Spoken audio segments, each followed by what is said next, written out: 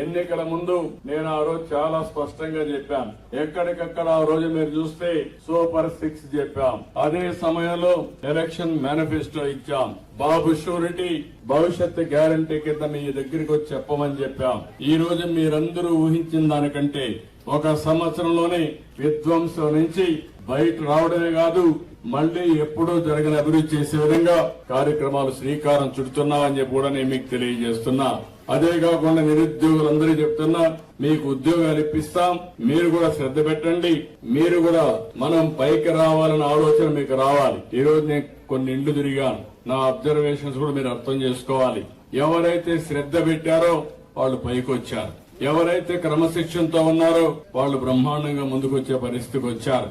ఎక్కడైతే కొంతమందికి అవగాహన లేకుండా సరిగా సమయంలో చేసుకోలేకుండా ఇబ్బందులు పడుతున్నాం. ఈ గ్రామంలో నేను చూశాను, చాలా మందికి భూములు లేవు. ఏదైనా అంటే కూలి పని పైనే ఆధారం. చాలా మంది ఈ ఊర్లో నుంచి బెంగళూరుకి వెళ్లిపోయి బెంగళూరులో పనులు చేసుకుంటూ తద్వారా జీవనోపాధి గడుపుకునే పరిస్థితికి వచ్చారు.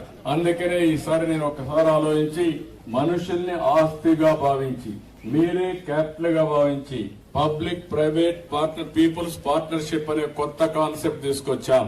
రాష్ట్ర ప్రభుత్వం ఇచ్చే డబ్బులు ఇస్తాం, సంక్షేమాన్ని ఇస్తాం, కేంద్రం ఇచ్చే సంక్షేమం ఇస్తుంది. ప్రైవేటు వ్యక్తులను కూడా కొన్ని కుటుంబాలని దత్తత తీసుకోమంటున్నాను. మన నియోజకవర్గంలో ఉండే అన్ని కుటుంబాల్లో దగ్గర 10,300 కుటుంబాలు బంగారు కుటుంబాలుగా ఎంపిక చేశాం. దీనికి కావలసిన మార్గదర్శనం తీసుకొస్తాం.